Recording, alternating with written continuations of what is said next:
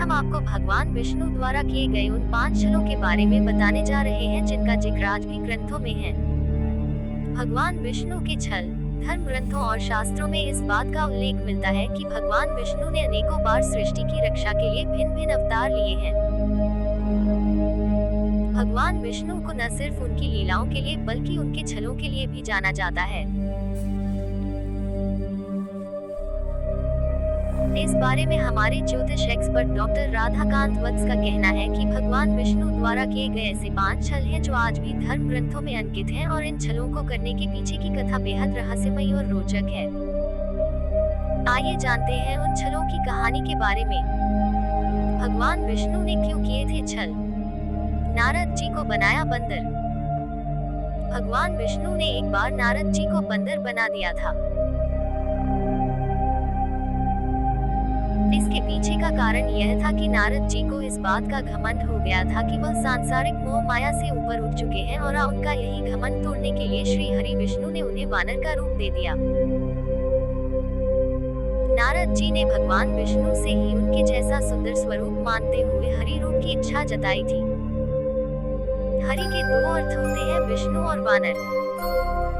श्री हरि नारायण ने छल कर नारद जी को बंदर का मुख दे दिया। इसके बदले नारद जी ने उन्हें पत्नी वियोग का श्राप दिया, जिसके कारण भगवान विष्णु राम रूप में अवतरित हुए। भगवान शिव के बजाय प्राण। एक बार भस्मासुर नाम के एक राक्षस ने भगवान शिव की तपस्या कर उन्हें प्रसन्न कर लिया और वरदान में यह मांगा कि वह जिसके भी सिर पर हाथ रखे वह भस्म हो जाए। भगवान शिव ने भस्मासुर को वरदान दे दिया। भस्मासुर ने भगवान शिव के शीश पर हाथ रख उन्हें ही भस्म करने की कोशिश की, लेकिन शिव जी वहां से विलुप्त हो गए और भगवान विष्णु के पास सहायता के लिए पहुंचे।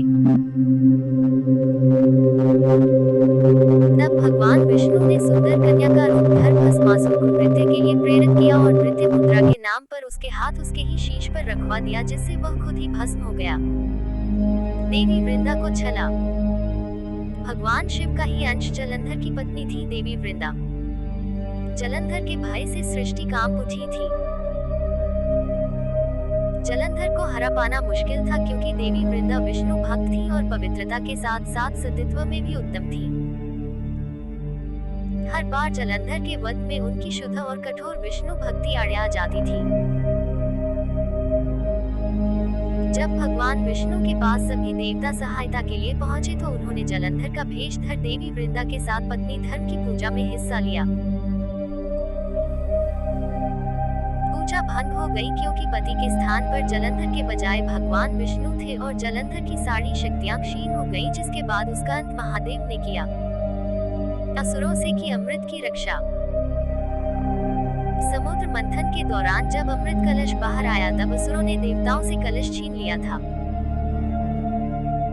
तब भगवान विष्णु ने मोहिनी रूप धर असुरों से अमृत कलश की रक्षा की और देवताओं को अमृत पान कराया था।